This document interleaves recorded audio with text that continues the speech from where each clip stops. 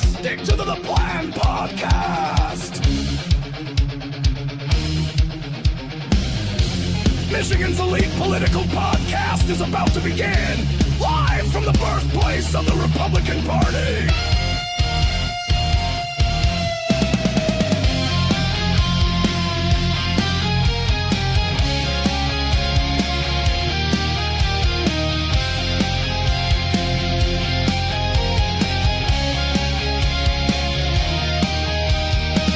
Let's gather under the oaks like our forefathers did. Now more than ever, it's time to stick to the plan.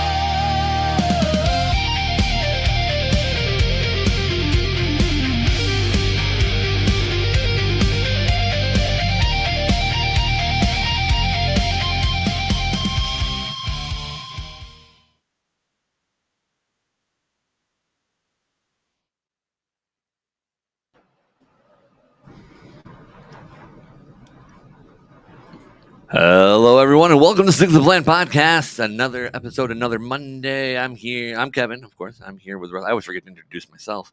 We're with Russ and our guest, but we'll just shoot it over. Hi, Kevin. How you doing? It's Monday. It's Monday. Guess what, though? What? Pops was prepared. You're prepared this time. You know why, though? I got a call from our guest. Hey, Yeah, when am I going to get on your podcast? Super helpful. And so I was like, hey, how about Monday? Monday's a good So day. here we are. So, yeah, I prepared for a guest, instead of sometimes it's just you and I. Was it last week with Chris? Yeah, last week we had Chris. Yeah. Which is always a good show with Chris. I'm going to jump on his podcast as soon as we get a second. What's it called again? Star Stripes and Straight Talk. That's right. That's a good one, really. And by the way, great show last week was John Wilson and Will. Oh yeah, no, the His Home Jackson show. That was His Home actually Jackson. we actually got some things figured out on a podcast, and that never happened. I guess so. I seen John at the Civil War muster Oh yeah. over the weekend. By the way, we'll introduce our guest here in a minute. The Jackson Civil War muster, Yeah. is awesome. Yeah, every year it amazes And me. Maurice, that puts it on, young fella, 22 years old, Mhm. unreal. And people were just piling into that, Kevin. Oh yeah, it's always busy. And you know what? I got thinking, the Jackson County Fair struggled over the years. And I think this year their numbers were where they're supposed to be or better. They didn't take a hit. But I'm watching all these Well, they people. didn't have any big acts, so that's helpful. Right. But I was watching all these people pile into that Civil War mustard, and it hit me. It's because it's free It helps. and it's family friendly. I don't care if you're 80 or if you're 5-year-old. The muster was Mhm. cool, and there was tons of vendors. And boy, if they could have put a couple of carnival rides in there, it would have just really. Yeah, if they could find a way to charge. That's put together by donations from the Trips and Oh, the Gantons and the Baileys, and they put the money out there. that makes sense. Now we know how marketing is. Their signs were everywhere. Yeah, and not to mention, I'm sure there's some kind of donation or contribution from historical societies and whatnot. Well, and that's tied together because Maurice is the chair of the Jackson Historical Society. Yeah. So somewhere anyways, we had a booth there, the Jackson GOP, and I could not believe the people that were at that event. Oh yeah. And Maurice took me around on a golf cart and showed me the whole darn thing. Oh yeah. Unreal. Mhm. Unreal. And you can go anywhere. You can go like behind the scenes or all in character the whole time. When you're with Maurice, you can go and do anything you want. If you have a camera, you can go anywhere you want. That's what I did a couple of years ago. I think you pretty much can walk around and go anywhere you want. No one anyhow. said anything. He took me down where they camp out through the weekend, Yep. and they camp in Yeah. like they're on the battlefield. Civil War era Right. accommodations. Very cool. Very cool. And then we got in the weeds on that one all of a sudden, but I had to bring up Civil War muster before I forgot it. I didn't make it down this year. The first time I haven't made it down in years, but I'm every year I glad enjoy I it. made it down there. I really am. And the foot traffic we had for the Jackson GOP signing those citizens only vote petitions. oh yeah, Unbelievable. Oh, I imagine. That's an easy sell, though. oh yeah, It's an easy sell. People are like, citizens, yeah. That's the way it non-citizens should- can vote, and yeah, we got to sign a petition to that's stop what it that. should be. And before we forget, guys, I want to welcome everyone from YouTube, Facebook, and Rumble. We're live on all three. Make sure you follow and like the stream. Try to get those numbers up, guys. Thank you. Yeah, that helps. Let's introduce our guest. Our guest today, candidate for Michigan Attorney General, Doug Lloyd. You are our first candidate, isn't it, Kevin?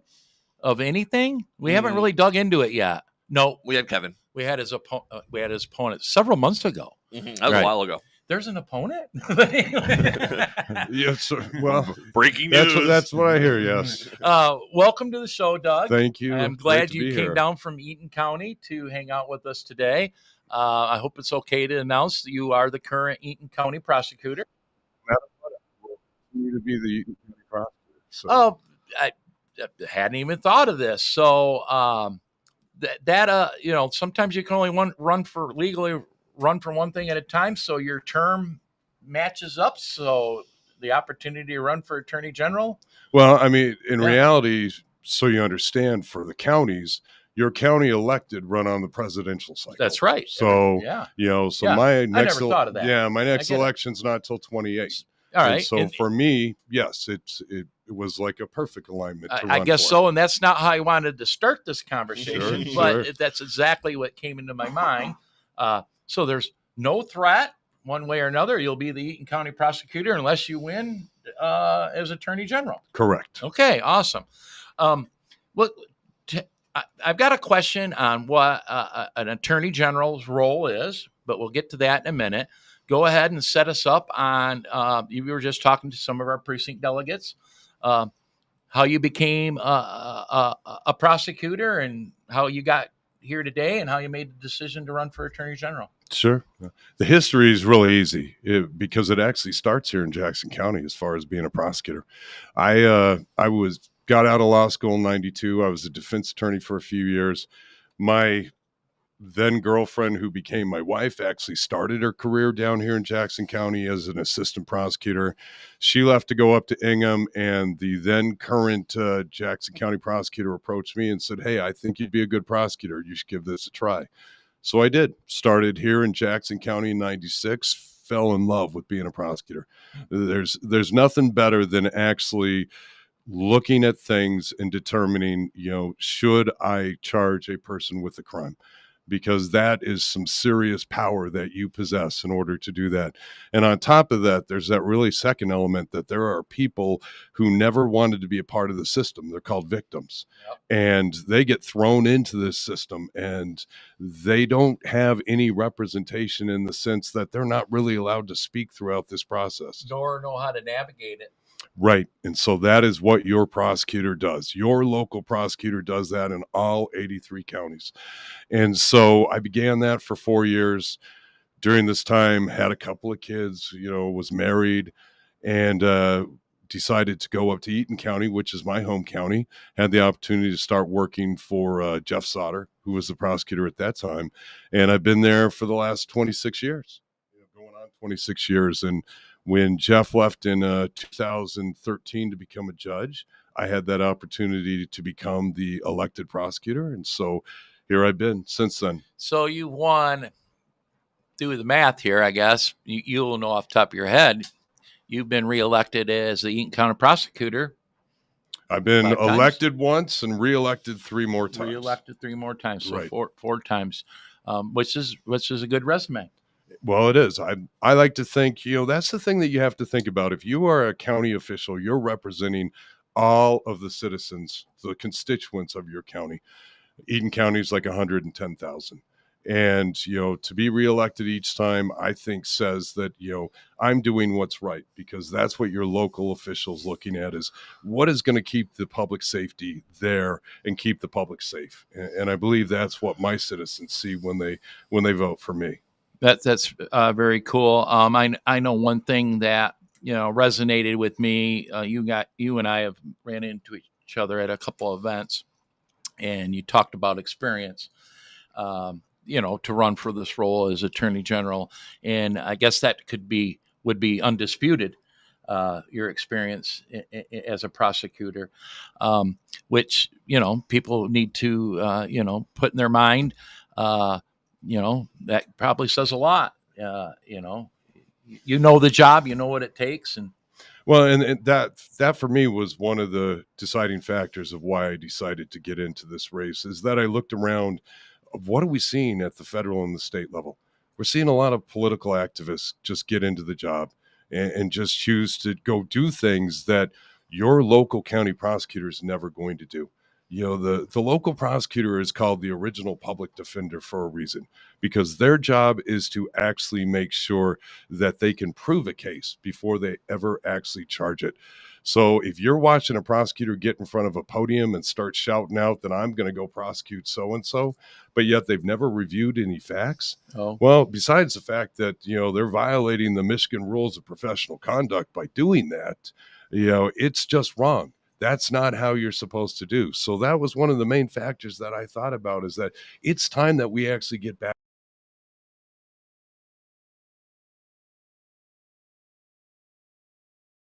Jackson GOP headquarters, and you said something to them that resonated with me. You look at the facts in a case before you even ever, and there's a reason why you said this, because of a question, but before you even look at a name, is there a crime, right? And I think that question came up with our precinct delegates, was the lawfare that has existed. Right. And I think one of them brought up Letitia James in New York. It didn't matter what the crimes were. She was going after an individual, plain and simple. So that said a lot to me. It isn't who or what. Is there a crime or isn't there a crime? Right. And how are you going to charge that crime if there is a crime? Right. Right. And that's the big thing, right, is that the Attorney General has investigators in it, but there's only so many. They're relying on police agencies to actually do it. But in reality, a lot of crimes should be handled at the local level. And we forget about that, but yet it's always so important. You're electing your local officials to do a job. An Attorney General is not supposed to go in and take over your local elected official's job. They were hired by their constituents for a reason, because that's what the constituents wanted in their community. So for all of a sudden, the Attorney General to come in and just say, well, I'm going to prosecute so-and-so, whether it was Trump at the federal level or what we've seen here at the state level, is just ridiculous to me. Because if you don't know the facts of the case, how exactly can you charge anyone? You're just getting up there making statements that, in a sense, you're lying to the people that actually voted you in. So what is the difference?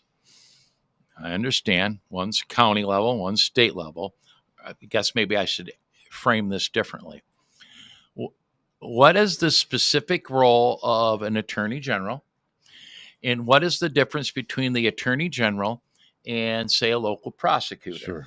And I want to throw one more thing. I was just happened to glance at an article today where current attorney general Dana Nessel is charging somebody with embezzlement, $2 million. And they thanked whatever police department that helped provide that information. And my thought went to, well, why wouldn't the local county prosecutor be prosecuting that? Right. So maybe you can explain that a little bit to me. Yeah, let's start at the county level. Your county level prosecutor is supposed to be prosecuting the cases that happen within the county, to a reason. When you talk about the Attorney General actually has many responsibilities. One of those responsibilities is handling criminal crimes. But the Attorney General should be doing things like a $2 million case, because they have the actual resources to go ahead and to prosecute that case. So an Attorney General's job is to support your local prosecutor. So you have a lot of counties, you think of, it doesn't take long to drop off where our populations of each county is below 100,000. You go to like the 21st largest county in the state is below 100,000, and it just keeps getting smaller. Sure. So you only have so many prosecutors in that office who are charged with doing it.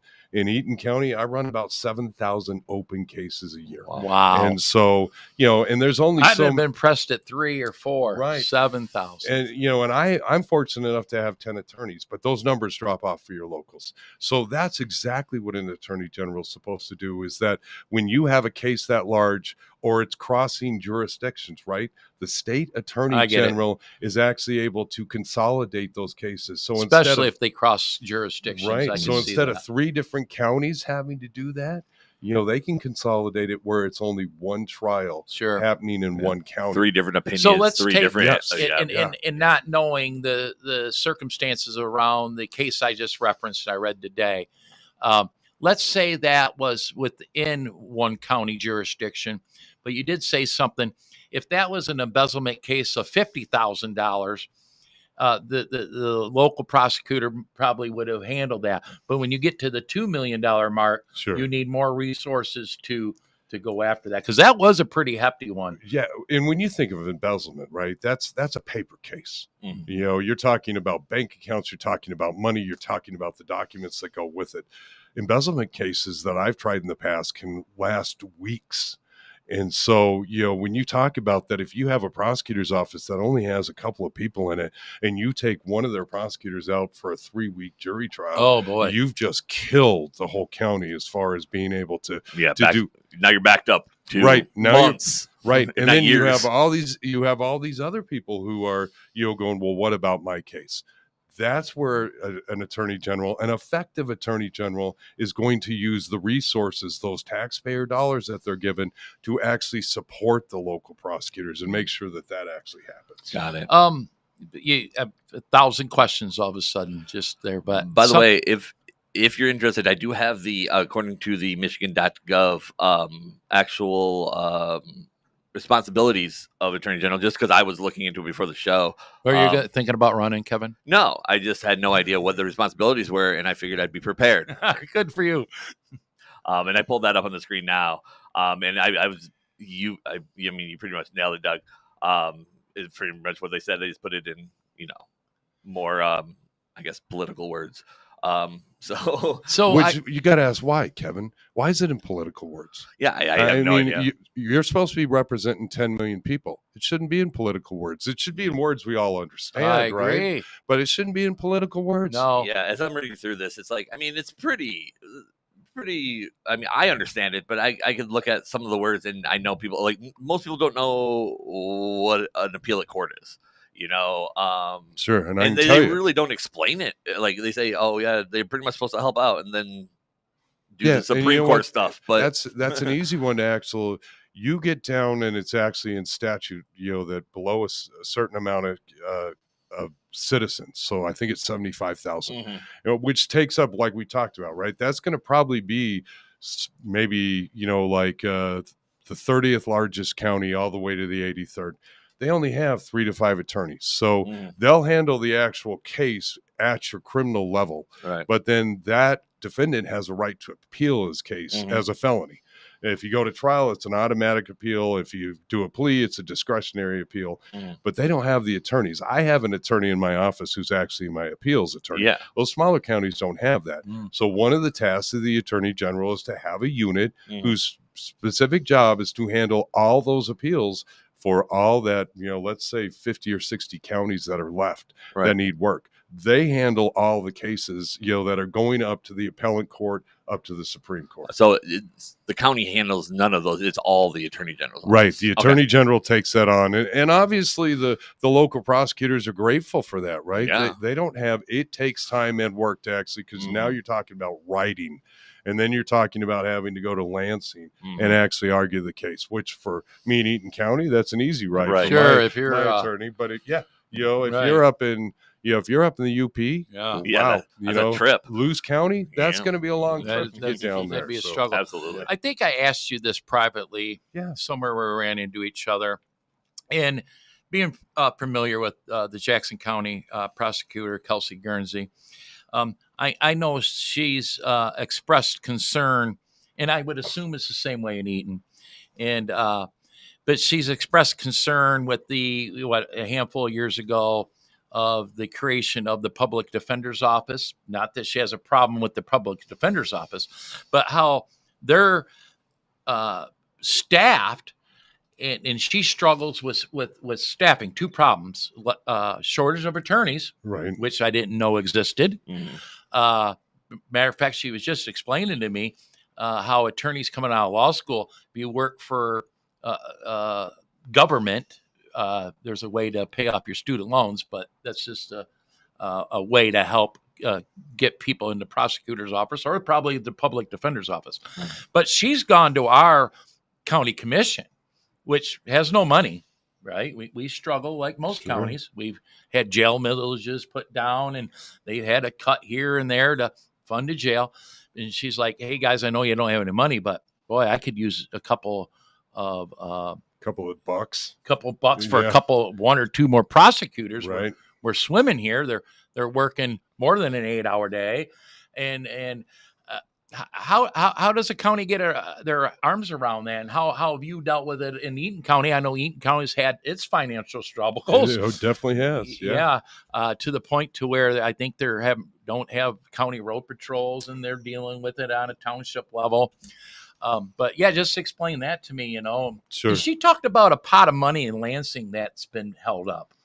Yeah. So you threw in a lot of things. I'm sorry. That's all right. Let me undress that onion real quick. So when you think about it, your county prosecutor, I'll use my county, for example. Sure. I'm one of 34 departments. And so the county has a budget, and they have to divide that pot of money up between 34 departments. So unless Kelsey's able to go out and get some grant that would allow her to do something extra, bring a little extra money in, she's truly just relying on what the county funds are. Whatever the county. So the whole prosecutor's office is funded by the county general fund. By the general fund. There's no extra money. No, which is what I've been screaming about. I'm a member of the Michigan Association of Counties. I sit on their public safety and judiciary, and we scream about that all the time because that's all we get. We just get whatever the county has in revenue. We are fighting just as every department is. Whether it's parks, whether it's a clerk's office, whether it's a court. You don't want to, but that's what you're up against. That's what you're up against because you're trying. Because see, here's what happened is that when I hired in Eaton County in 2000, I was probably one of 150 applicants. By 2015, 2017, I would still get 75 attorneys applying for the job. Oh, wow. I had a position open up last year, and in a year, I received 4 applications. Oh, wow. 4 applications of people I would not even interview because they had no experience at all. And that's what every county prosecutor is fighting with because we are all behind the ball. Things have happened in law school where all of a sudden the criminal justice attorneys are saying, wow, if you want to save the day, well, then you need to go be a defense attorney. That's how you save the day. It's not actually true. If you want to save the day, you want to be a prosecutor. But then there's also been just a cut where people aren't going to law school anymore. Mm-hmm. So those numbers come down. So when they come out, you're competing against every other prosecutor's office. And on average, I think the last time I checked, 30 counties in the state had an open prosecutor position. Oh, wow. Could an assistant prosecutor in a county, so the wage in one county might be different than a wage in a different county, depending on the budget? When you talk about that general fund, or is there parameters? Example.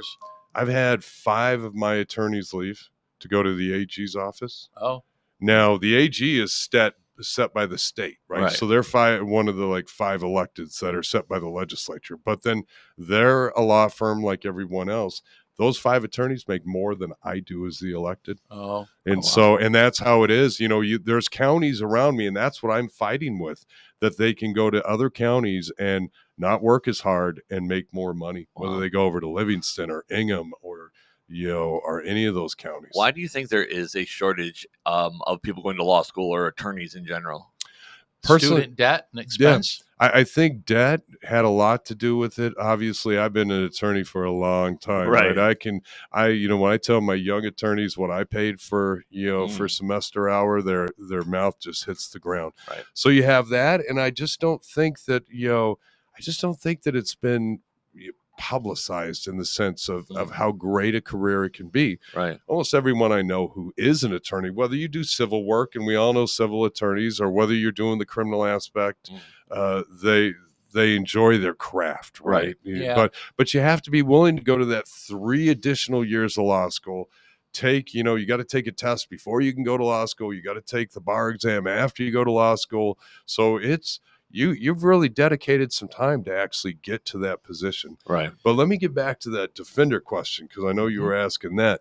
You see, there's the difference is that and it goes back to like 08, 09, there was a lawsuit that said that, that the counties weren't hiring attorneys to be their defenders.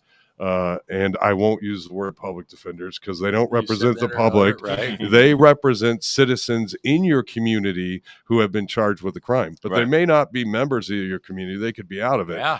You just committed a crime in that jurisdiction. Yes. The prosecutor is the actual original public defender because they're representing all of the constituents in the community, whether they're the defendants or the victims or just a witness.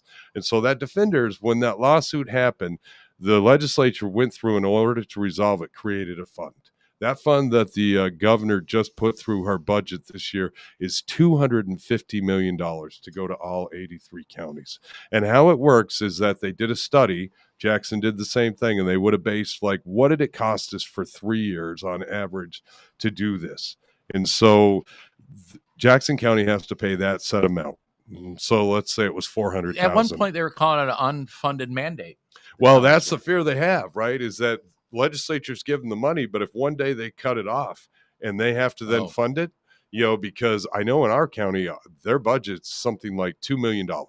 And our county's paying, let's say, $400,000 of it. So there's 1.6 right there that if all of a sudden the legislature said we can't fund it, then that would all of a sudden fall back on the counties again in order to fund that. And then on top of it, you have that. So the prosecutors started fighting with the Michigan Association of Counties to actually start getting additional funding.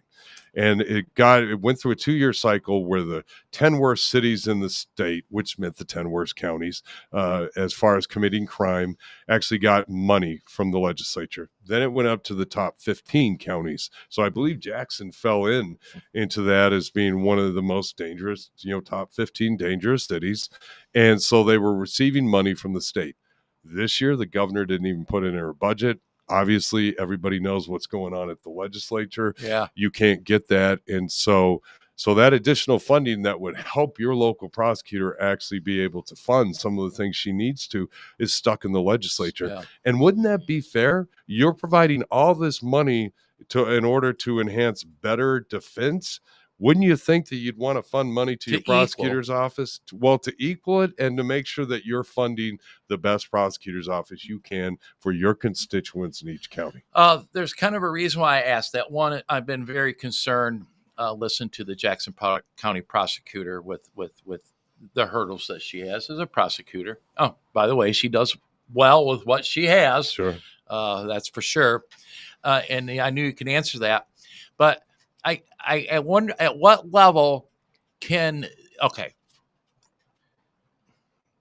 sure it's true that the Attorney General's office is the largest law firm in the state.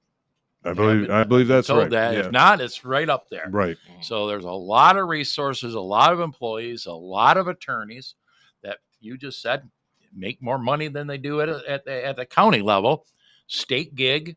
There's a lot of perks to that. At what point could or should the Attorney General's office provide a little bit more resources to help some of them struggling counties with or without that money that's held up in Lansing? Does that exist? Should it exist more? If you were the Attorney General, I guess you have a soft spot for county prosecutors. Sure, you would probably look at that as best you could, right? Well, I mean, you understand their struggles, right? The Attorney General has a budget, just like every government office in the legislature or in state government has a budget. Really, the question becomes is what are you going to do with the resources? To me, I'm watching the current Attorney General decide what she's up to 31 cases now that she's sued Trump. Yeah. You think about that every time that's happening. That's not her home on the weekend writing those briefs. Mm-hmm. She That's has her staff. She has staff. She has attorneys who are taking their time to participate in these unnecessary, actions that Right. she's doing. Which is a strain on that budget. Right. Extreme strain. To me, it's not difficult. You look at the resources you have and you tweak the resources. So yes, I'm never going to, as Attorney General, I'm never going to step on your local prosecutor's feet.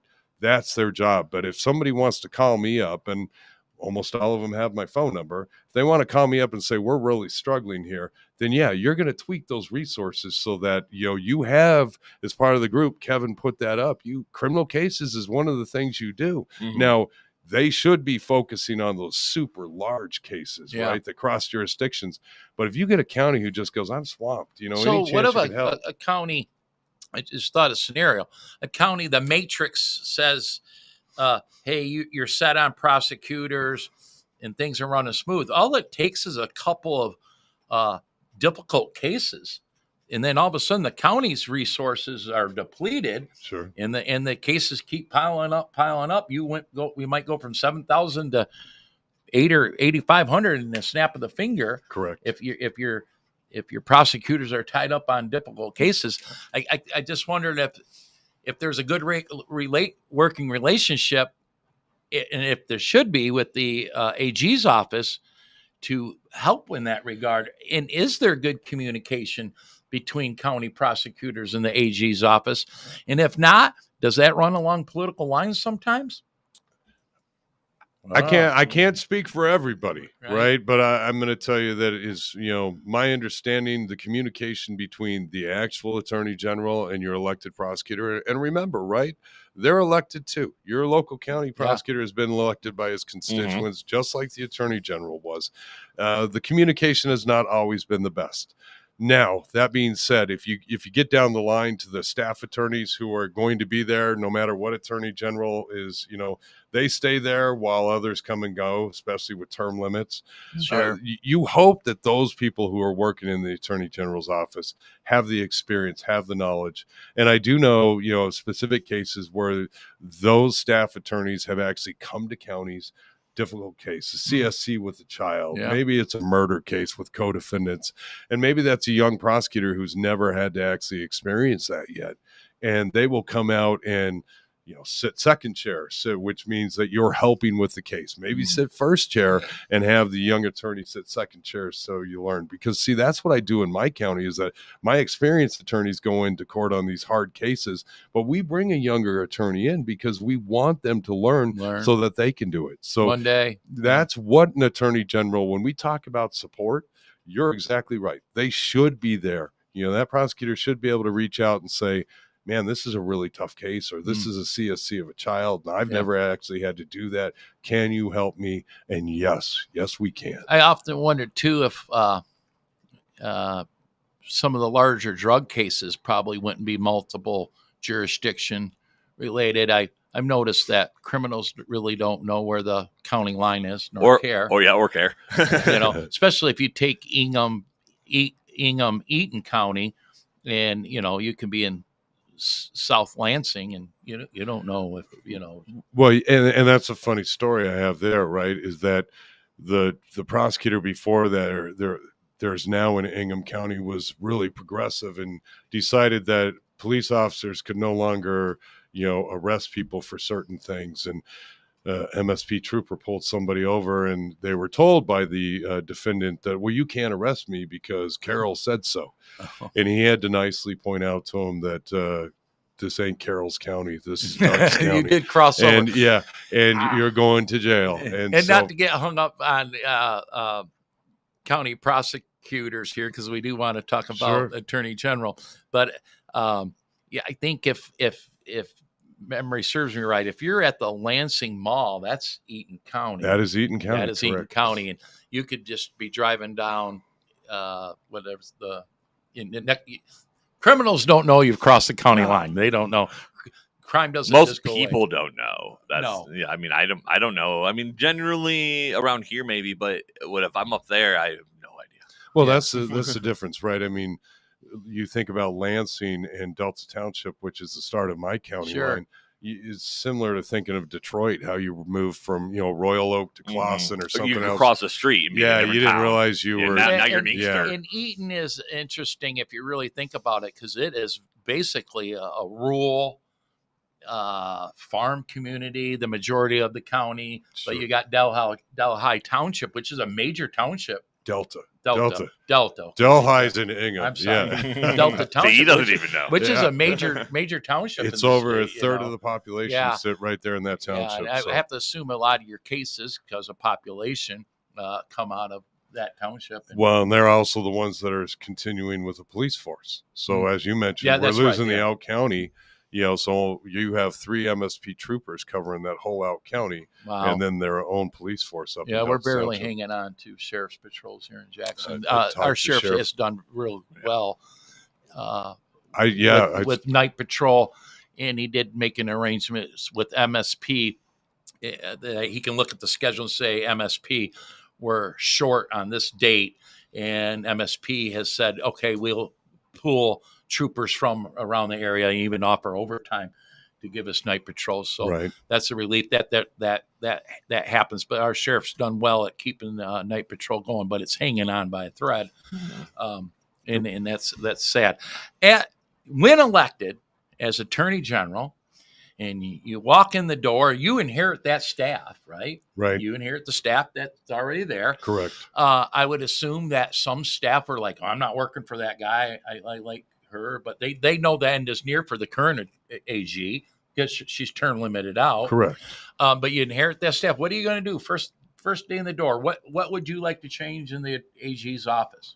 Well, the first thing that has to happen is we actually, a good leader is going to lead from the front. So you're going to sit down with those individuals who are in your office, and you're going to start with the attorneys, and you're going to go to each different division, and you're going to give the philosophies. You're going to let them know immediately what's going to change, because that's what a good leader does. You don't leave them surprised. You're going to actually let them know how it's going to go.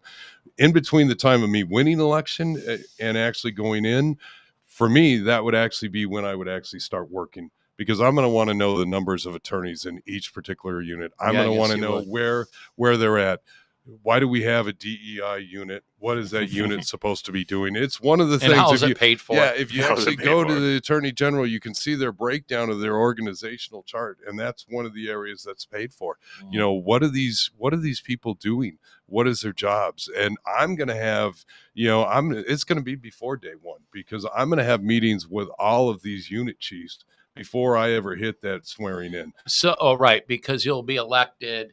Say you're elected, and there's that You got the November to January, right? Yeah, right. You got that grace. Yeah. You should be able to get in there, and that's all your numbers. I hope there's not resistance in that. But Right. Well, those unit chiefs are going to be there, so even if it means I'm going down to the local coffee shop and buying lunch, Yeah, right. hey, I'm happy to do that, because I need to know. Yeah. Because that's the only way It's important. you're going to be effective, is to be able to get in there, and I'm going to tweak it. I'm going to move it around to where it needs to go. Second thing is there's a lot of open cases. Now, I'm really the candidate out there who, one, has the knowledge to actually be able to read a report. I've actually charged cases and read reports and actually gone to court afterwards and took them through. So I have the ability to actually review a report and go, yeah, no, this is never going to be something we're going to be able to prove in court. We should have never brought this to begin with. Right. And I'm not conflicted out, because I don't have any knowledge of the case other than what I read in the Detroit News. I get it. So there's no conflict for me. I'm, as I tell my jurors, right, I ask you to leave everything at the door except your common sense. Well, that's what I get to walk in with, because I don't know anything about the cases. So all of those cases there will take a little bit of time, but that's once again between that November and January 1st, you get to have the opportunity to actually review those cases so that you know what you're doing with them on day one. Not to promote, and Kevin's writing stuff down over there. I know he's got questions. Sometimes I run him over. It's just stuff I'm looking up. Oh, You're right. good. And not to promote the other side. I'm Kevin knows this. I'm in my Republican bubble as a county chair. And if someone says, well, who's running on the Democratic side? I can't even tell you really who's running for governor other than Jocelyn Benson. because I don't pay attention to that. I'm a party guy. Are there announced opponents on the Democratic side to replace Dana Nessel? Yeah, 3 of them. 3 of them? Yes. I assume there was. Yeah, and that's, I know who, Do they see? Are they names that are familiar to you or people? And do you feel that they're strong candidates for that and come general, we're going to have to be serious and raise money and fight for our guy? well, yes. Yes. Of Yeah, course. I mean, you have 2 Democrat prosecutors from 2 of the largest counties in the state have announced, and a former U.S. attorney under Biden has announced. Okay. But what I'm saying is that you're absolutely right. If you don't nominate a person who can actually have a path to win in the general election as a Republican, I'm going to tell you from experience, because I know all 3 of those candidates, and you are going to get Dana 2.0 or even worse. So that's something that I'm really asking the delegates when I sit down and talk to them is that they need to think about it, because I may not always make you happy. Russ, you and I've talked before, but I'm going to be honest with you. You're going to hear the truth from me. We don't know each other well, but yeah, I've been a straight shooter with you, and you haven't me. I'm just like, hey, this is where when it's up there, and that's exactly what it's going to be. And I appreciate that you appreciate my input as a county chair and kind of a finger on the pulse of the precinct delegates. Sure, you listen to that. You know it. Yeah, I want that advice, and and I would always seek out that advice. But that's what I'm actually saying is that it's great to hear all the words you want to hear, that makes you feel good while warm and fuzzy. But at the same point, there's a general election as well, and what's coming down on the pike on the other side is going to be worse than what we have now. So if you don't like what you have now, then you really ought to be thinking, can your Republican candidate actually win the general election? I did a whole path that I was under the belief from the very beginning that I had the path to actually win the general election, and I'm still on that path. So in reference to that, precinct delegates, just to explain to people out there that might not know, this attorney general position is selected by the precinct delegates, Republican precinct delegates in your case, of the state. The Democrats will do the same thing with theirs. I have no idea how their process is. I'm real familiar with our process. Our process is different. I don't really care, but they'll choose theirs. We choose ours. And precinct delegates do need to weigh out whether it's attorney general, the secretary of state. Those are the 2 big ones that we select as precinct delegates. You can, that guy said all the words I like, and that resonates with me. But you have to, and I was pleased to hear it today from that group of precinct delegates that are introduced you today too. They're like, just because it's the one we have that resonates to precinct delegates, we have to pick the one that can win in the general election. I tell my people all the time that we get in a bubble. Us insiders get in a bubble, and we think that our community and our neighbors are thinking the same way that we are, and they're not. Okay, I would explain myself a middle of the road Republican, maybe a little to the right. My neighbors think I'm an extremist. Okay, because they're normal people. Sure. They think Russ is an extremist. He's not that you're not normal, right? Right, I know, but you see what I'm saying? Well, Kevin might disagree. But Normal is a loaded term. And I'm always like, if you want to say extremist, I can introduce you to a few people. But my point to bringing that up is the precinct delegates have to realize what's going to win in the general. County chairs and people in the party, we communicate with one another all the time. And whatever they're thinking probably isn't what your neighbors are thinking. And I live in a Republican neighborhood. Kevin could tell you that. A lot of seniors, solid red. Their thought process is not the same as mine. Now, I get phone calls all the time. Russ, what do you think? What do you think? I've been doing this long time. Because you have the knowledge. You're the insider. They're not the insiders. They know what MSNBC or Fox News or whatever news Yeah. outlet they use tells them. Most of them don't care yet. No. No, They don't. it's not a presidential election year, so people, it's hard to get people into it. Like, for example, that's real. I jumped on the Tom Leonard for governor campaign. Hey, Russ, we need you to help us circulate petitions, right? And nobody wants to sign that petition right now. They don't. Well, it's They don't think about it right now. It's August. It's still summer. We're a little ahead of the curve here. No, my neighbors don't want to think about that. Why are you thinking about it, Russ? Well, because that's what we do. But going back to, that's what precinct delegates have to look at very carefully when we go to convention and select a candidate to go to the general for attorney general or secretary of state. And I won't get into it. There's a whole lot of names running around for secretary of state. I just heard of one who I love the guy. Can he win in a general? That's what it's a strategy. And that's what has to happen here. Well, it's just like with the prosecutor's office. You have to look at the a case and decide, is it a crime, and can you fight it in court? Can you defend it in court? If not, then you're just wasting time and money. Yeah. Correct. Yeah. And same exact thing with that. Real quick, I don't mean to cut in, but you had mentioned all the different divisions inside of the Attorney General's office. Is this the chart you're talking about? That is a chart. So these are all people who will still, regardless of who's the Attorney General, technically already in that spot. Or I don't have my glances on. Yeah, I know it's kind of hard to see. Isn't there one that says compliance or non-compliance or something? What's the all right. under? So we've got. You've seen this chart before, Yeah, though. I've seen this chart before. There, if you look at the top 5, right? Those are the ones that the Attorney General. There's a word underneath. Solicitor General. Well, what's underneath? Right underneath the word. Opinions Review Board.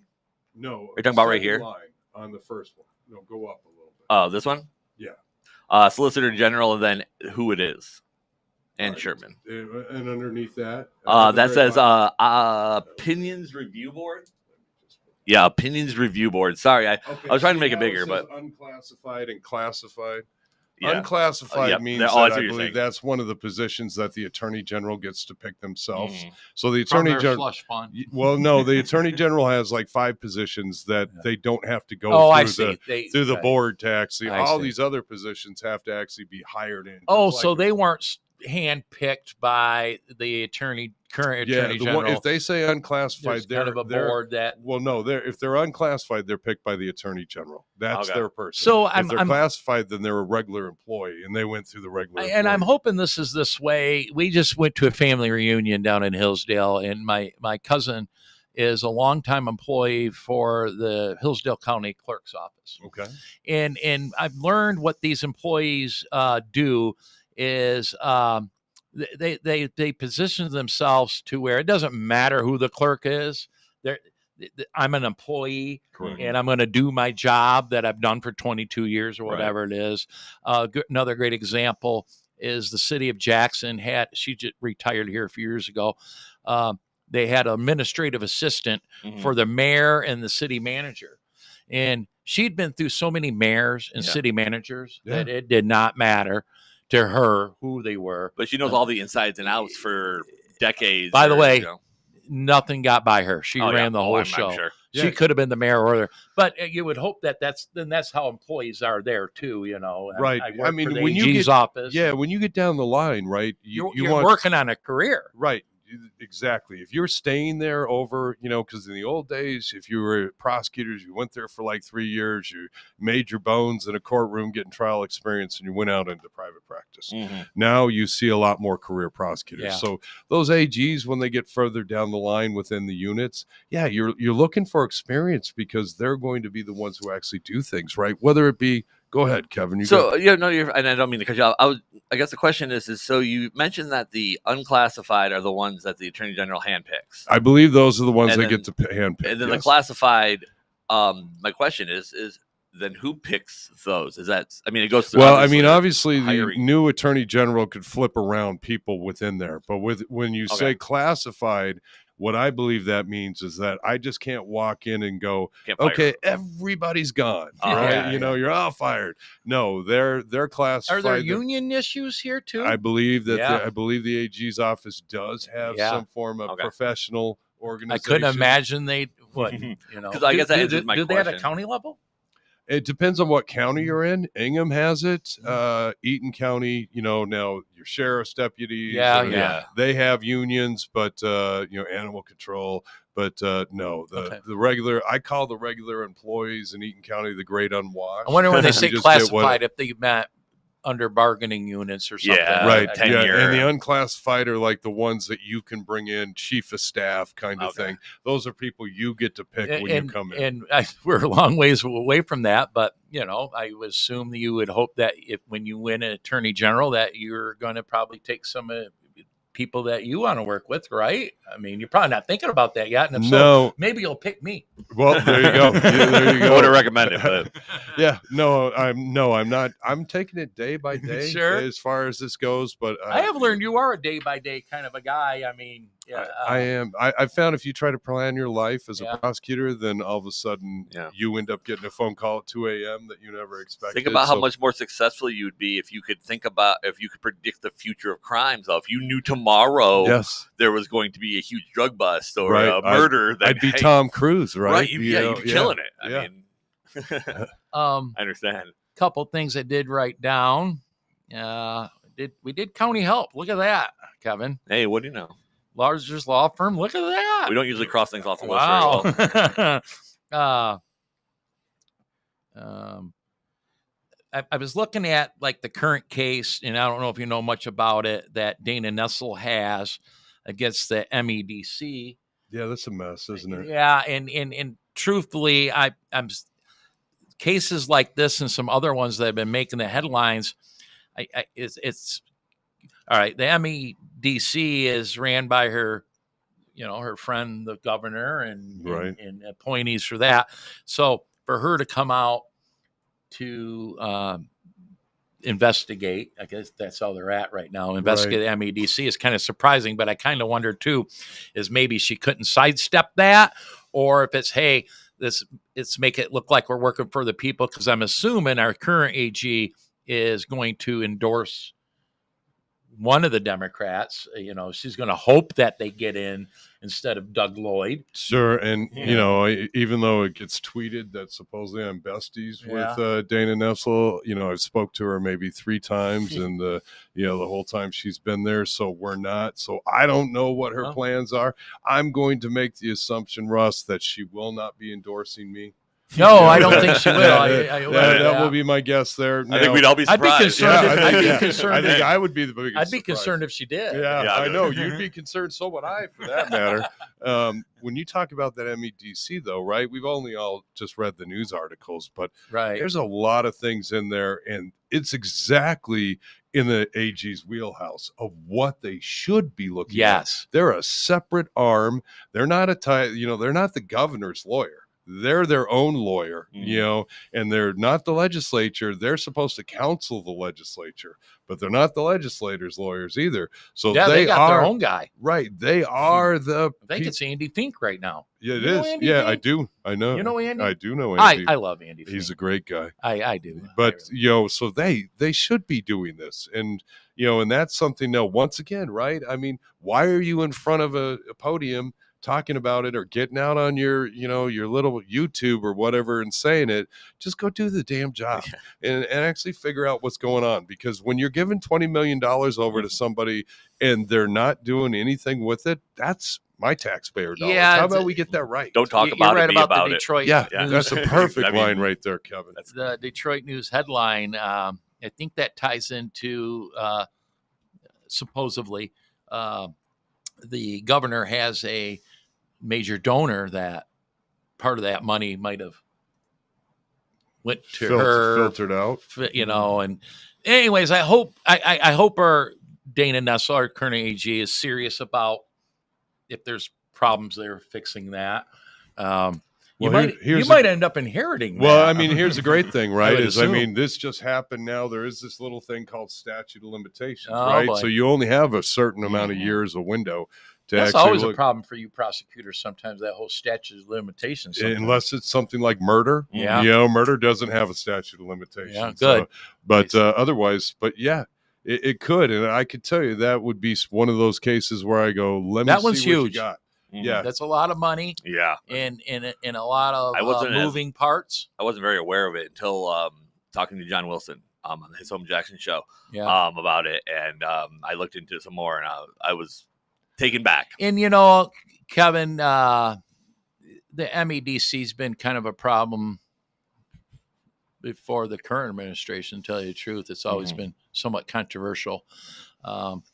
People on the Republican side hate every bit of the MEDC. But so now if you take the last 8 years and they've got a $20 million slush fund to do whatever. Yeah. Really. When I was looking into it a little bit, I was more confused about actually what the MEDC does. I mean, I know what they're supposed to do, but like what they actually do is it's in a weird gray area, seems like. There's certain levels of that. What are you doing? I ran into you at the Eaton County. That's where I first met you, Eaton County Lincoln Day dinner. The Americans for Prosperity said, "Hey, Russ, you want to go to Eaton County Lincoln Day dinner?" And Kevin will tell you, anytime somebody wants to feed me, I'm usually there. You'll take it. Oh yeah, I mean, why not? And Kevin and I, and many of us, because he come out, your opponent on the Republican side, has been on the show remotely. By the way, couldn't make it down. He lives far away, but we like Kevin, and he announced a couple months before you did, and you introduced yourself at the Eaton County. I don't think you had made up your mind yet. You probably did, but I had made up my mind, but we were going through budget issues in Eaton County, and so because I am the Eaton County prosecutor, you were doing your job. I chose to not Mudding it add up. confliction there, right? I didn't want to put it in front of the commissioners that, hey, you might not even be here as we're going through those budget problems. So I refused to announce until we actually resolved those budget issues. Then I felt I was in a comfortable, I talked to my staff and I said, I'm going to do this. I said, but nothing changes for you. I've made sure we're safe as an office. And so, so I put the responsibilities I have now first instead of being 3 months early. Well, that brings up a point. And I'd seen you a few times since then. You've been working really hard as a candidate, like you're supposed to, which is a lot of time. And then I seen you, I think, at a Tom Leonard event or something. What town was that? I mixed them up. DeWitt. In DeWitt. We were in DeWitt. I seen you in DeWitt, and I said, Doug, well, you must have a pretty good staff, in order that you can leave the office. And although like that event was on a Sunday, sure, but you're here today, right? It takes a lot of commitment, and you must have pretty good confidence in your staff to make sure the office is still running right. I'm guessing if something went haywire, your phone would ring. Well, yeah, my phone's on 24 hours a day, and they know that. It always has been. But yeah, that's what you do, right? A good leader is going to build the good staff. You're not. If you had, as I told them, if I had to micromanage the office, I would have never gone for this position. But you put a good staff in place, a great chief assistant. All of my attorneys, my legal assistants, everybody knows how to do the job. Good. They know the philosophy for Eaton County, so I don't have to be there. Hopefully, you could take that to a larger scale in the AG's office. Well, that would be we need a leader. That's we have somebody that's up there that's just being a political activist, and that's all I'm hearing is like everybody's saying how they're going to do these things. It's can we just get back to what the attorney general is supposed to be? Rule of law, actually have some leadership, and and provide some good counsel to the other government agencies, so they because what we don't think about is the AG is so much more than just criminal. When you talk about it, we have attorneys that would be, the Natural Resources Commission, which handles hunting and fishing. Right. You may not think about it, but, we're going to be on the island next month, right? The Mackinac Island Parks Commission. Well, there is an assistant attorney general who is responsible for providing counsel to them. There's all of these different agencies out there that you need to have good attorneys actually doing that, but you need to have a good leader who can actually advise them that this is how we're going to handle things moving forward. We're going to stop with the activism and get back to actually protecting Michigan. Going back to that flow chart, I mean, you can see all of the little, I just happened to glance over and see the environmental, natural resources, and agricultural division, and there's a million things under that. Right. I mean, it continues on through always on transportation, which you wouldn't think would be an AG responsibility, but I mean, I'm assuming there's legal things with transportation. Transportation and bridges. There are assistant, AGs that handle that. public service division, things like that, like things I wouldn't consider. I wouldn't have thought of as an AG responsibility, but apparently it is. By the way, It Kevin, does it say how many employees are employed with the Attorney General's Not office? on this one. Doug's saying no. It Well, isn't. no, there was a report done, and I believe it was I'll look over it up. 600 employees. It's increased about 100 employees since Nestle took office to now, which is not an unreasonable that does seem amount. too blown Yeah, out, but it still seems huge. It is huge, but I mean, as Kevin said, right? You start looking at all the things that when you get in front of that podium and you only talk about certain things, whether it be Trump or whatever the Right. politicized criminal case you're going to do of the day, then people get this limited idea of what the AG's office is. But when you actually start sitting down and looking at it, it is a monstrosity of an organization and the responsibilities they have, because they are the attorneys for a lot of these government It's agencies. a big state. It is. Yeah, no, every one of those divisions we just saw. I mean, I'm sure that there's a handful at least of lawyers under that, and there's probably 20, 25 of them. Right. Wow. That's So I wonder if I don't know, like Todd Gilman be calling me right now. Maybe he's watching the program. We according better to not call Google, the department oversees over 500 lawyers. Has the company size is between 501 and 1,000 employees. Yeah, Or 'cause- 501. All right. because you're going to have attorneys, you're going to have legal assistants. They do have an investigative unit. Yeah. They've got their own victim advocates as well. So Does the AG's office handle everything in-house with employees? Is any of that? I understand they're going to use local law enforcement. There's no subbing out work or anything, is there? At well, times? actually, there is. I mean, two things happen. If, let's say Kelsey, if she has a conflict, meaning that she as the Yeah. prosecutor can't handle a case, then it gets sent to the Attorney General. And the Attorney General's office will review it to determine, is this an actual conflict case? If Sure, it we've is, had that. what happens then is that it goes to the Prosecuting Attorneys Association of Michigan, Oh. which is an organization, and they will then sub it out to a neighbor county. So a lot of the local prosecutors switch back and forth as far as conflicts, or the Attorney General actually could take it. But otherwise, unless it's a direct conflict for the Attorney General General's office is the only office in the state that can actually, Attorney General can create a wall and can keep two separate divisions going against each other. So they could actually, in a case, they could be, let's say it's one of those appeals cases we were talking about. They could actually file on both sides of the fence, on the defense side and on the prosecution. If the Supreme Court asks, we want briefs on both sides of these issues, you can create that wall only as Attorney General. And if you ask me, that's one of the most powerful things, is. things that an Attorney General can do. That's big. That's big stuff. Right. You were talking about leadership and something a while back in our conversation today on the show. Yeah. And I thought about leadership, and here in Jackson County, and I'm sure you're familiar with our former prosecutor, Hank Savislak. I am.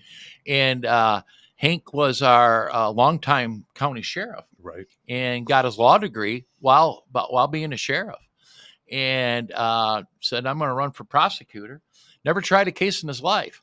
But let me tell you, he was a great prosecutor. He ran that show, the leadership that he had.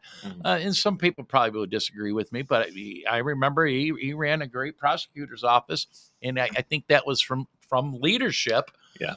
Surround yourself with the right people. Right. And it may have helped that he's never tried a case before. It's kind of a fresh mindset. Hank was a little bit of a political badass in Jacksonville. Yeah. He was pretty But good. see, I mean, I'm going to disagree a little bit with you, course. Kevin, because I personally, because that's what you're going to see on the other side, right? Is Right. these elected prosecutors who've never really actually walked in the courtroom.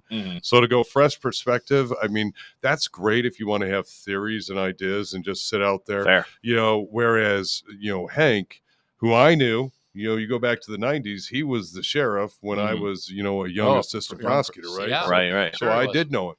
but he spent 25 years in the trenches. Yeah. So not only, was he the one who was writing the reports, he was going to court and testifying. He was sitting next to the prosecutor. So while never actually physically having to stand up and give an opening or a closing statement, Right. he was sitting right there next to the prosecutor for a lot of those years as a, very fair. before he became the sheriff. And then when he became the sheriff, he actually understood what it meant. It's one thing to be in private business, or run a private organization where you have the control and you can say yes or no. But, y'all know it at the county level. When you're talking to a bunch of county commissioners who all have their own mindset, and you've got to work that aspect, well, that's what federal or the state government is as well. Yeah. Everybody's got an opinion. Everybody thinks they're the most important, and you got to figure out how are you going to weave that. And it's one thing, you see that a lot of time with people that, have been in private business.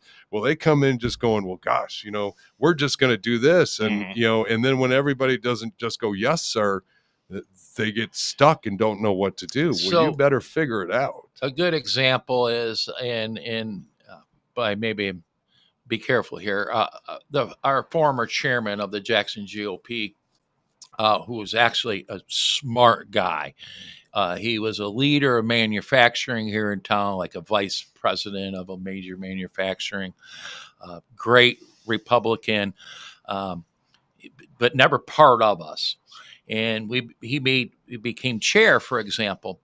And I was the treasurer at the time, and him and I butted heads like you couldn't believe. Now I look back, I'm like, where the problem was is he didn't know how to operate a volunteer organization. Sure. He's used to walking on the shop floor and people pretending like they're working and coming to attention, and not that he expected that, but I think he expected that to a certain degree here. And I'm like, well, you're dealing with volunteers. It's a real big problem.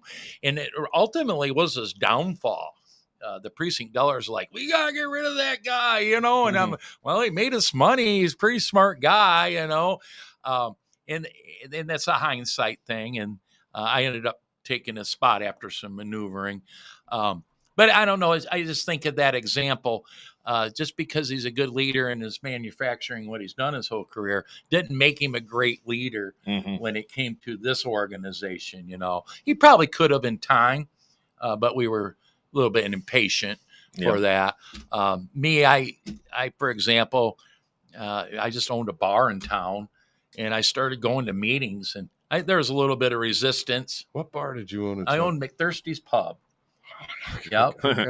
That's how everyone reacts. Yep. I own McThirsty's Pub. That makes sense now. Yep. And everything makes sense. I will say I learned a lot. A whole lot of money, or a whole lot of work for not very much money, and a whole lot of grief. Yeah. I met some great people. The best of times and the worst of times. Yeah. I learned a lot. Yeah. I'm glad it's over with.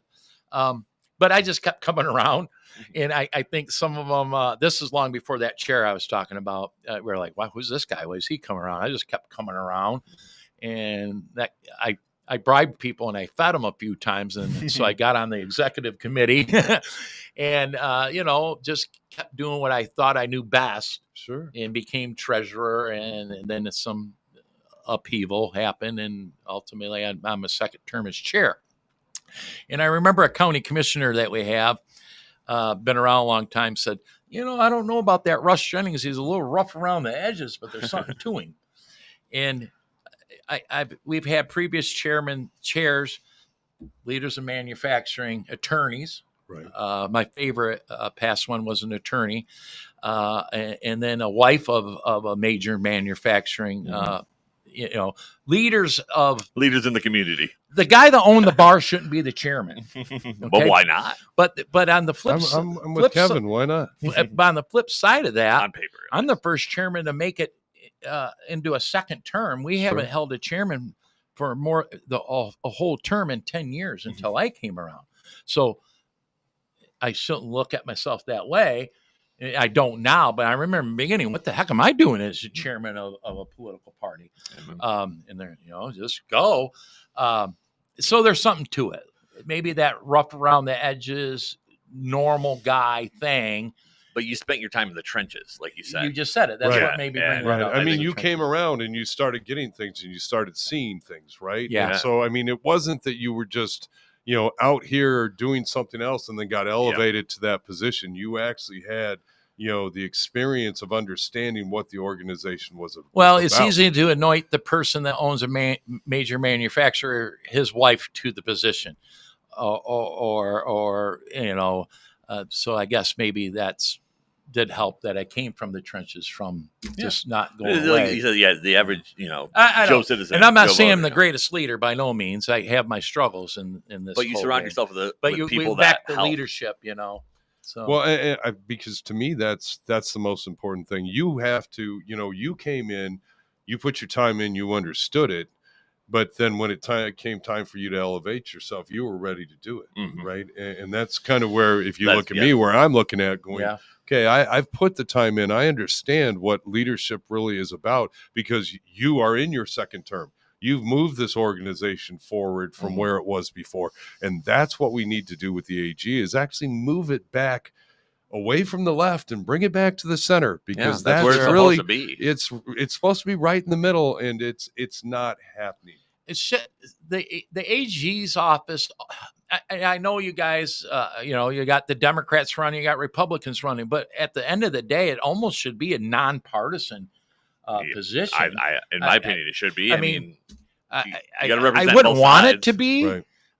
Our on order differently than Democrats do, which is going to lead to a question I have. How do you handle the challenges of mental health? And we can, right, as the county prosecutor, I know you see this all the time: substance abuse and mental health. And every candidate out there is talking about how we're going to get our arms around mental health. And I don't know if anybody really has their answers, but substance abuse ties into mental health. For sure. And I probably know, as a prosecutor, you're, happen to reluctantly send people to jail where really they need mental health problems, Right. issues. So I don't know what's your thought on that. And Well, I mean, at the local level, obviously you're seeing it, and I've helped create this myself. We have specialty courts, and I know Jackson does too. You're bringing those in, and it's really more of an intensified probation than what regular probation would be. And it allows for those individuals to get that additional help, whether it's the substance abuse counseling, going to, some kind of treatment center, getting the mental health. When we talk about it at the statewide level, you say you're a Tom Leonard guy, obviously. As an AG candidate, I always follow all the governors. And Sure. for me, my thing is that I'm telling all the governors is that my job is to be the guy that when you're out there going, I'm going to win the primary and I want Doug Lloyd on the ticket with me. So I'm not hitching my horse to any one candidate. I think all our candidates are great. I think they're all very similar. The top, Right. the top 3 or 4 are all similar candidates. Tom Leonard had a couple of issues that made me say, I'm going over here. Other than that, the top 4 would be great governors. I love Tom's idea on mental health, because he does. He is bringing it to the surface. He's talking about it. And to me, yes, we don't have a mental health court in Eaton County because it just hasn't. I've watched the mental health courts in other counties, have not been impressed with the way they've been taking place. And so I think it needs to happen, though, because what I hate seeing, and I think about, a young kid a few years ago, he was taken down to our local hospital, did the 2 days in there. They released him going, oh, he's okay now. Mom and dad took him home, and he went to a bridge over 69 and proceeded to jump and kill himself. Oh. Well, obviously he has some mental health Sure. issues, but guess what? The people who ran him over and had to witness it they had a little bit of trauma at that point now. Yes. So, with me, it's one of those things of going, it needs to be worked on, but that should be the governor. That should be the legislature. Yeah. And I tell you, the attorney general, if they actually have some experience in it, they should be there testifying about those bills. I get it. Counseling the legislature of, this is actually good legislation that will help your citizens across the state. So the AG has a lane to play in that. It's just they're not going to be the ones who are bringing it up. I guess they would, and it is probably an issue that local prosecutors are dealing with on a routine basis more than the Attorney General's office. Well, especially when you include substance abuse, and that's why you've seen those specialty courts come to light, is because they are really helping deal with those Kevin things. stepped out for a minute, but Kevin and I he's still in the bar business, runs a place for a guy that owns quite a few places in town. And me being from that, I will say, I think you take your drug courts, Right. for example. I've seen them work, but I've seen them get taken advantage of. I have seen people their third time around in a drug court playing the system. I dropped today. I can be in the bar tonight. And I'm like, well, most of the time they do get caught. But then there's ones that never do. And you're like, how does this person get through that, Well, and in reality, when you think about like drug courts, most of the time the actual numbers of what a person would be spending time in jail or prison are really high. So that's one of the carrots, is if you go into this drug court, you're going to do a lesser amount of time, but you're going to have all these other requirements. Right. But then if they get caught, then they're kicked out of the court, and now they're off to prison, because now we got to protect public safety. And the system's not perfect. Sure. People are gonna, we all know, we're old enough to know that people get away with things occasionally, but sooner or later make stupid mistakes. You're going to get caught. As a law and order type of guy, by the way, I was over a 10-year corrections officer in my early days. Out at Jackson? Started right here in Jackson inside, and ended my 10-year career as a young man still. I was hired at 21 years old. Down in Adrian at Gus Harrison Correctional. Okay. But I started old school in 1989 right here inside, know, and that's when Governor Engler had a big part in doing away with mental health facilities and plopped all the mental health people into the prisons, and we weren't geared to deal with it. And not at all. Our Chief of Staff, Chris Baird, was on our show last week, and he's a former corrections officer, and he was like, you'd be in a cell block with the worst criminals you've ever experienced in your life, most people, and one person that suffers from mental health that probably shouldn't be in the prison setting will get the whole housing unit wound up over their actions, and then we're the ones that have to deal with that. And not to get in the weeds, it's just quite interesting with Tom Leonard talking about mental health. I so far, he's the only candidate on the Republican side talking about it. I don't really know if he's got the solution yet. He doesn't have the arrow yet to that. No, but shouldn't an attorney general, if the governor has priorities of what they want to do, shouldn't the attorney general be able to sit down with the governor and go, okay, you want to craft this policy, here's a good idea, especially if they have experience of what they're talking about. And then being able to go to the legislature and say, hey, you know what? I think if you take this law, maybe you don't need to create a new one, but if you take this law and tweak it, this is actually going to get where you're going to do the benefit for the community instead of just creating more law that does not help anyone. Kevin, when I stepped out, I brought up the scenario of drug court and how we've seen it work for people, but we've also seen people time and time again. You're like, I can't believe this guy's back. Yeah, but unfortunately, like Doug said, it's not a perfect system, nor will it ever be. No. Real quick, I in the chat, someone brought up a good point, and I would like your opinion on it. It's one of the fans of all my shows, great guy. His name is Roy Rat. He says if this guy gets elected, it might be a good chance to pass a sheriff's first bill through the legislature. Say that again. Sheriff's first. He didn't, and that's what I wondered if maybe that's not a sheriff's first. Sheriff's first. I'm assuming like. And I know there's legislation out there that is, I believe, died in the last legislature, which was supposed to give the sheriff and local municipalities additional funds to help that. I don't know if he's talking about being a constitutional sheriff, because in reality, sheriffs, just like the prosecutor, one of the things we do is swear to the Constitution. When we get, every 4 years when we raise our right hand, it's swearing to the Constitution. So I'm a township trustee, and I had to do the swear same to thing. it too. Yeah. And unlike probably some people I've served with. I've read the Constitution. Sure. You know what it's actually supposed to mean. He's a former law enforcement guy, and he just typed in. He's going to send me some more information on it. But he worked under one in Montana years ago. So when he sends that to me, I'll shoot it over to you. Yeah, because I would like to know some more information. I'll plug myself. If he goes to votedougloyd.com. He's from Arizona, so.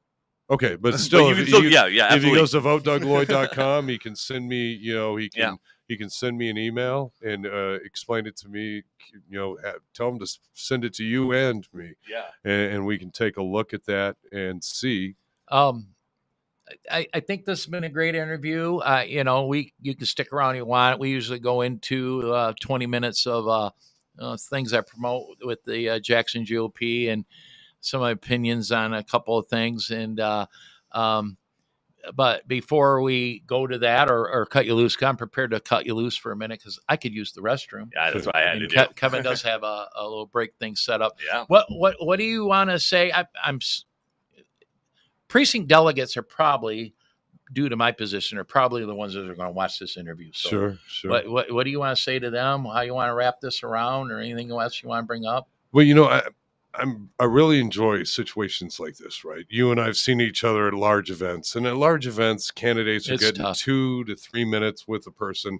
You're supposed to be moving on. That's what all the consultants tell you.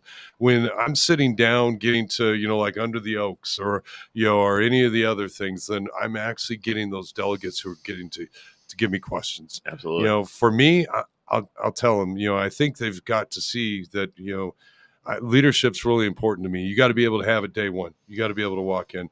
But, there's 4 basic principles I have. I'm going to prosecute people without political favor or bias. I'm going to actually work with the legislature, counsel them to actually, create good conservative law. One of the main responsibilities of the Attorney General, defend your God-given constitutional rights, and protect all citizens, all 10 million, from political lawfare. Mm-hmm. And finally is your job as Attorney General, because you are your own separate agency, is to fight back against government overreach while protecting Michigan's sovereignty. Right. So those are the 4 simple principles that I have. They don't have to be complicated, and they are ones that take place day one, because that's what needs to happen to make sure that we do run that Attorney General's office correctly. And what's so important, and the precinct delegates know this, that we can talk about my neighbors again. Imagine how Michigan would have handled COVID, for example, if we would have had a Republican governor, a Republican AG. I looked at some of our counties that Republican led.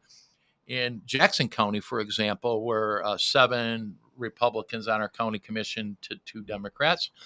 And a lot of people complain about our county commissioners because this one's too big of expansion of government and this and that. And there's all kinds of different Republicans out there. Kevin knows I always say that.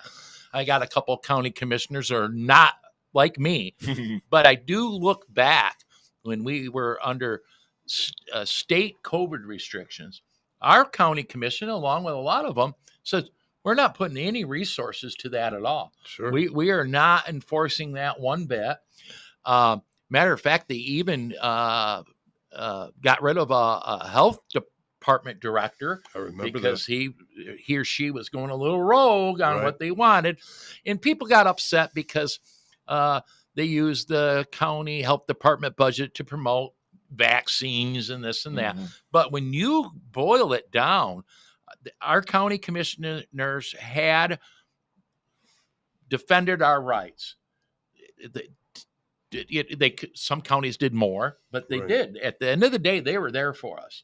And I think our sheriff was there for us, our prosecutors, all that, And when you say that, defend the public against the government, I like the sounds of that. That's the job. That's what people want to hear. Well, that is the job. That's what you're supposed to do. You're not supposed to be attacking people just because of their name.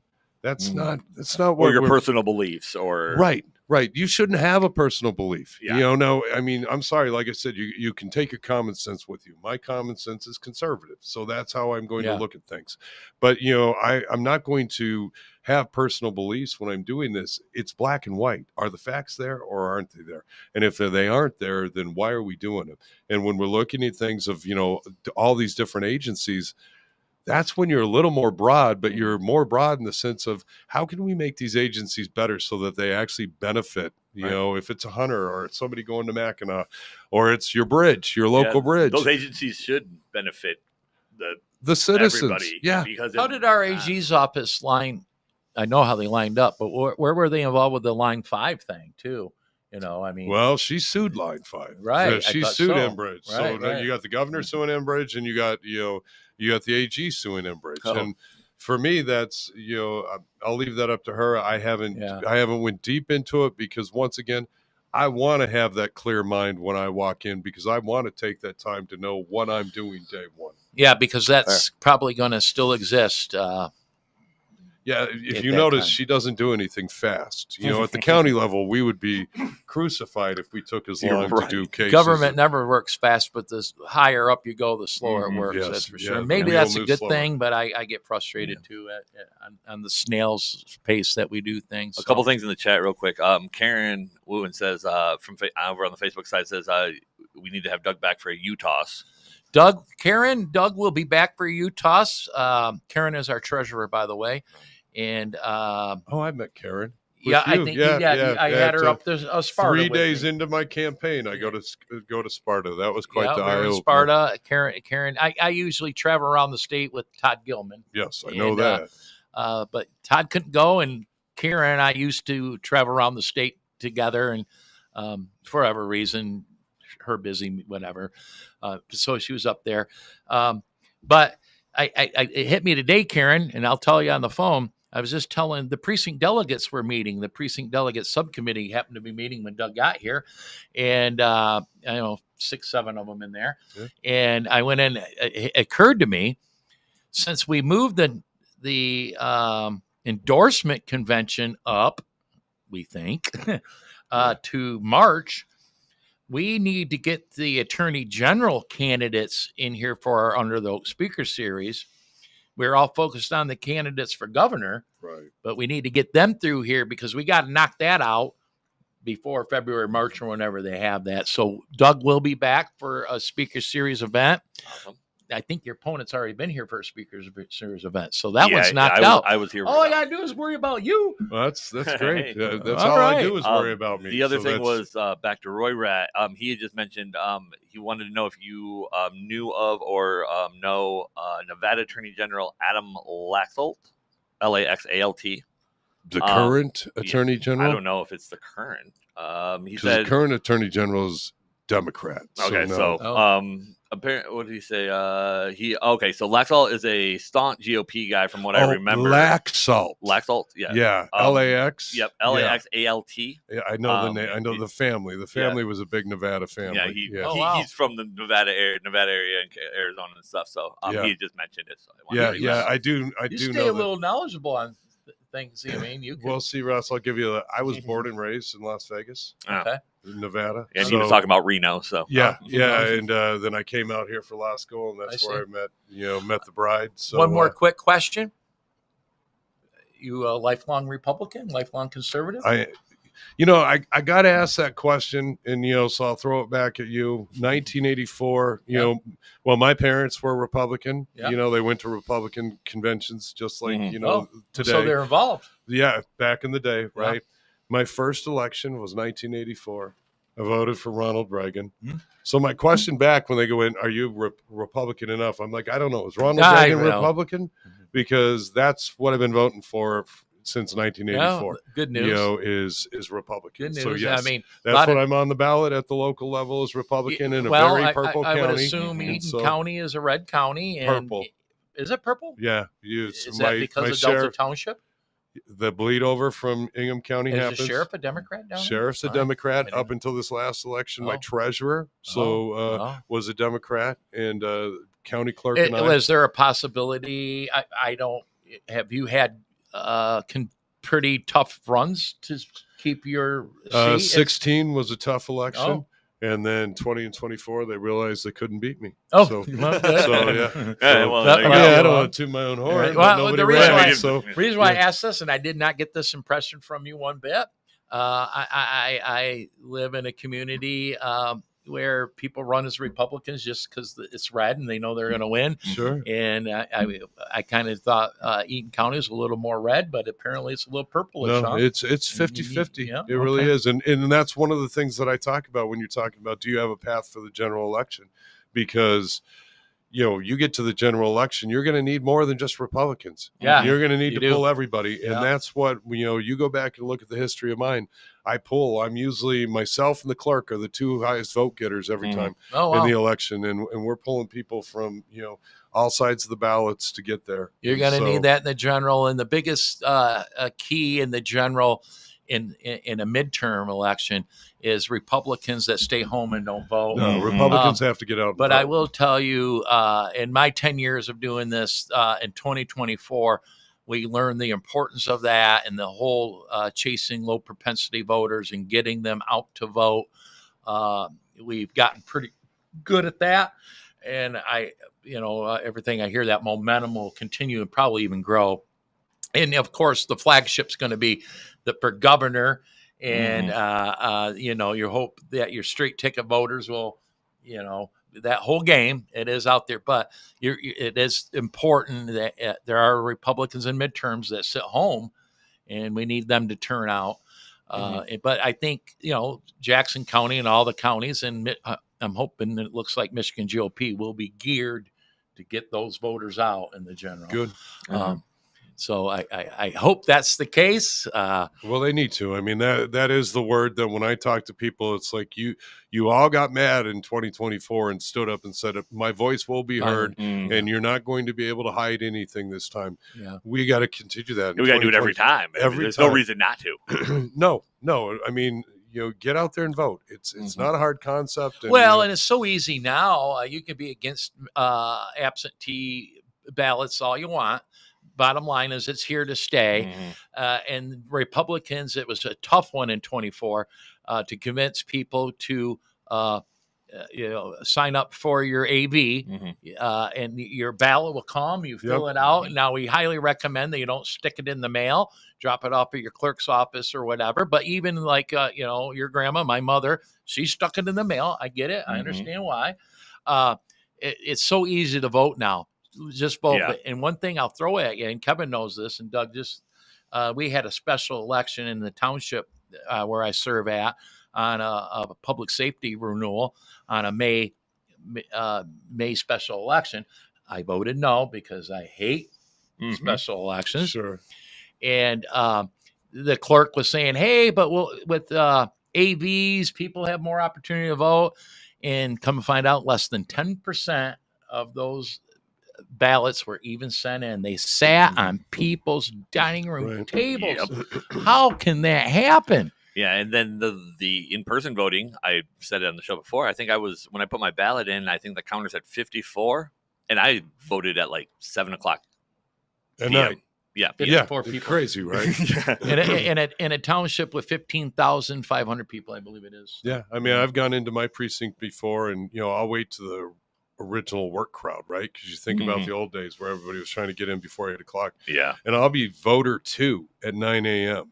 Yeah. It's been They've been open since 7. It's been open since 7. It's like, Twiddling their thumbs. yeah, no, but you're absolutely right. We have to get out the votes. They have to do it. And that really changes it for those candidates, going forward too, because now you've lost 6 weeks because half those votes that are coming in by absentee. And those people are doing it the minute they receive it. Within a 24-hour window, they're sending it out. So yeah, it really so is. the people, Republicans just started. We have a county commissioner, Ray Snell. He's been preaching for years. The ballots start coming in way earlier. People would wait 2 weeks before election day. No, it's months before, several weeks. And Republicans finally grasp a hold of that the deadline isn't November, whatever the date is. It's September 26th. That's right. That's your date. Right. You better have Well, got I your mean, message and I out by think, then. It took President Trump actually saying that too, right? It did. That, hey, we got to get onto this bandwagon because we're losing out, because he's not wrong. I mean, I have seen people who will take everybody's cards that they got in the mail, sit them down at the table, and the husband and wife will sit there and fill them out. Yeah. And then, 24-hour window, you've lost, from that first I remember date. in 22, probably 2020 also, there was a movement within the Republican Party. Do not early vote. Go to the polls. And it took Trump in 2024 say, no, that's a horrible strategy. Horrible strategy. We still had resistance within the party. But for the most part, people embraced it. And I'm still a guy who wakes up and goes and votes on election day. I am too, because, I don't know if you saw the last one. I did a picture of it. It's a trout that has I voted on it. You get to choose your I vote sticker. Yeah. It was a trout, that had it. I always go with the old school one, the old one. But the thing is, I'm a car dash. What if you'd been sick? What if you couldn't do it, right? I mean, That's that's all the it whole takes. thing where it takes, that of having that of Absolutely. It's flu season in November. right. Yeah. Whatever you're sicker than heck. Kevin, how much time are we into We're approaching the 4 o'clock. this? Okay. So we're How much time? hour and 45 minutes in 1:34. Okay, let's just wrap this up with Doug sitting right here then. That's fine All with me. right. Whatever you Let's want to do, sir. that. Roll with me on this one. I'm right here with you, Russ. Thank you. I'll say thank you again. Yes, for thank coming you. Yeah, out. thanks for coming by. Kevin, Russ, it's appreciate been it. great. We love live the best. We do remotely. That's fine. We love live the Well, best. when you and I talked, I said I want to be You in did. the room I with you. told you I'd send you a link. And you're like, I'm Yeah. just in Eaton I County. appreciate it. Yeah, no, I want to be in the room with you. That's the way to do it. Our announcements are minimal compared to sometimes. Our next Under the Oak Speaker Series is September 11th with candidate for Governor Anthony Hudson. I'm thinking that might sell, Kevin. I don't know. I hope so. Anthony's a pretty good guy. Yeah, I don't think he has much of a chance, but he's going to be here. But September 11th, and we're also, so that's at 6 o'clock like normal, but we're going to do the 5 o'clock VIP fundraiser for Anthony Hudson down the hall from the headquarters here in room 301, just like we did for Mike Rogers. So for $50, you can come and meet separately with Anthony Hudson and raise a little money for him, a little bit of money for us. That $50 includes the Under the Oak Speaker Series. But if you just want to pay the $12 like normal and go to the Speaker Series, you can do that, where we always provide pizza and a beverage. It basically is a fundraiser for the Jackson GOP we've done for a very, very long time. Wait, so it's not under an oak tree? No, it's under our roof. Oh, Only figuratively. See? No. I thought you were going to stick me in like February under an oak tree. No, it's inside. Oh, good. He's like, okay, I'll definitely be there. I'll He was definitely thinking about be there. canceling. Funny guy, Doug. You're a funny guy. Yeah. No, it's right here in our 10,000 square feet, Yeah, Jackson GOP. you have a beautiful. And you do know why we call this Under the Oaks? I do. Yes. Yes, I do know. Some don't. Yeah. No, that's. I'm like, really? It's actually part of the county. Birthplace of the Yeah. Republican Party. Right. And the Jackson GOP tries to play Isn't on it it the on your- best we can. Isn't it on your flag too? Isn't an oak on the county flag? Yes. I think. Oh, Yeah. is it? Okay. Yeah. Well, Look the at county, that. I know it's on the Yeah. county Old seal, knowledge. so I'm assuming it's on We the have a flag. flag. Yeah. Yeah, Um, it's red. It's got the county seal. September Right. 19th through the 21st, two things are going on. Locally, the Tompkins Freedom Fest is a huge event. It's like the Carp Carnival of Tompkins Center, Kevin. Oh wow. Yeah. We went to it last year. Couldn't believe it. We gave out Probably hundreds of Trump signs. So we're going to be there. probably doubles the population. Tompkins Center. People come from Jackson to the Tompkins Yeah. event. We'll be there 19th through the 21st, trying to give away those flags that flew above the state capitol. That's worked out for us very, very well because we don't have Trump signs to give away.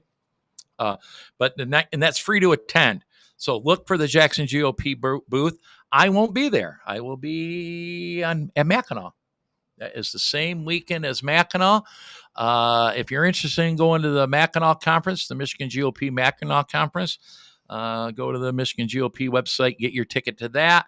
I am honored to be going with the Tom Leonard for Governor campaign. Brigade. They're paying. Are they really? Yeah. I have volunteers that Really? that'll be there with me. Yeah. It'd be That's why he's funner not to going go with with you. you. You Yeah, paying? yeah, no, I'm not. So there's the difference, right? But if you want to help with sending Russ there, just I'm go looking to forward to seeing you there. votedougloyd.com. I'm looking forward to seeing you there. Of course, I am, Doug. Oh yeah, But I will be be there there. all weekend. I was offered to go with the Citizens Only Vote initiative for 4 days, but I thought, do I want to stand around with a clipboard for 4 days collecting signatures for that? And I love that citizen initiative, but that's a younger man's game. Yeah. And I was about ready to pull the trigger when the Leonard campaign called and said, hey, you go up there with us. And I said, yes, I'll do that. I'm sure there's a little bit of work involved. I'm going to have to get signatures. And I'm behind in my signatures for Tom Leonard in Jackson. So if you want to help Russ out, I will come to you, help sign the Tom Leonard petition. I'm supposed to get 100 a week. I don't even have 100, and it's been a month. I'm sorry. Citizens Only Vote petitions are available at the Jackson GOP office, along with Axe My Tax petition, Kevin. You know I still allow that, believe it or not. All right. Well, I mean, And then we also have information on against ranked choice voting, because there's petitions floating around. Decline to sign. Make Michigan a ranked choice voting state. We're asking you to decline to sign, so you can get literature on why you should decline to sign here at the Jackson GOP headquarters. We will be closed this Saturday because it's Labor Day weekend, but we'll be here Tuesday, Wednesday, and Thursday, 10 until 5. And then next week, all week long, including Saturday. So, you know how you find that out, Kevin? It probably go right here to this website that I've been scrolling through. jxngop.org. By the way, the oak tree's on your website. I know that.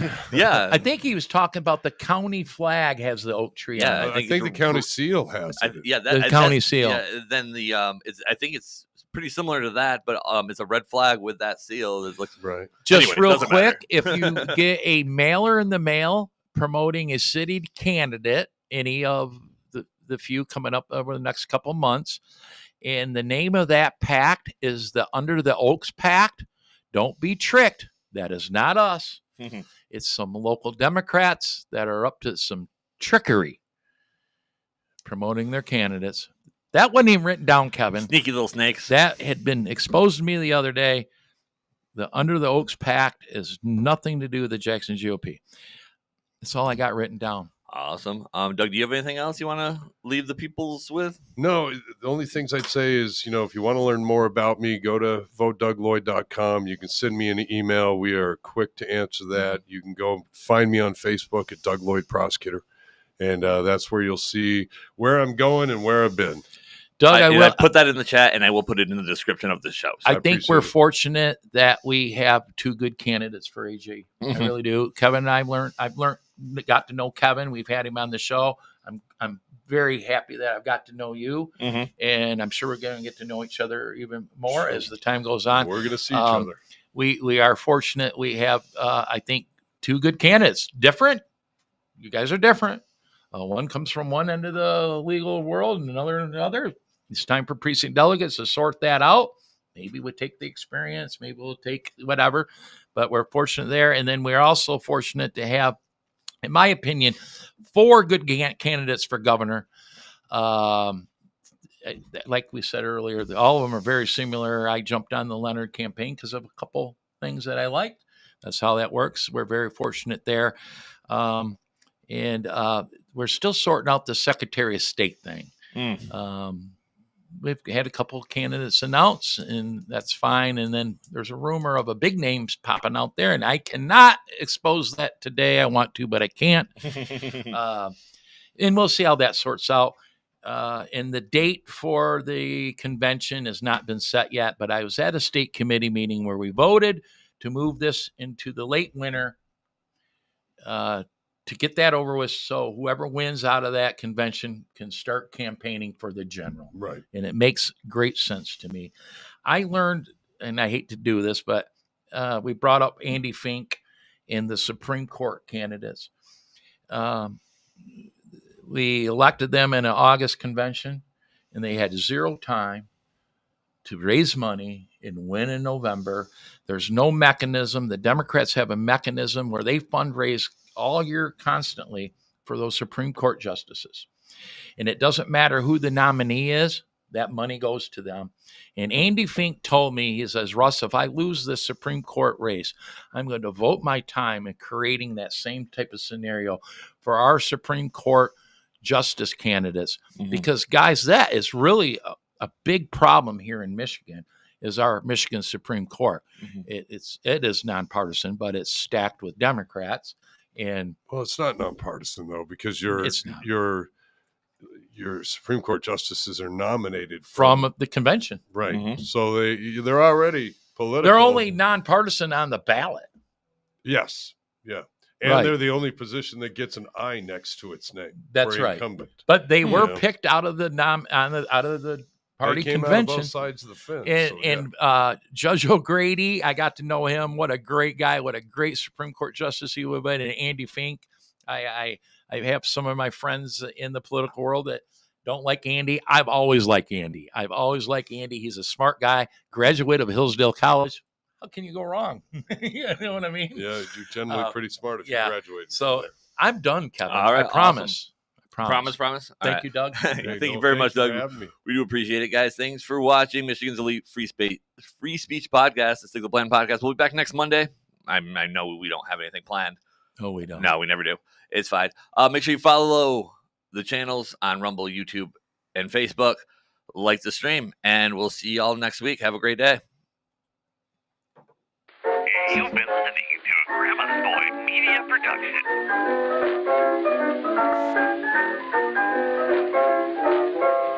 Talking all things Jackson, bringing you the news that you need to know. The Hands on Jackson podcast, and we're coming at you live in your... You've been listening to a Grandma's Boy Media Production.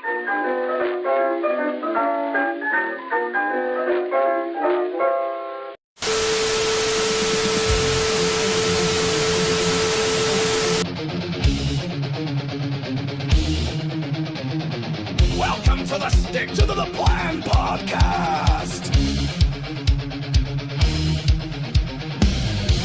Michigan's elite political podcast is about to begin, live from the birthplace of the Republican Party.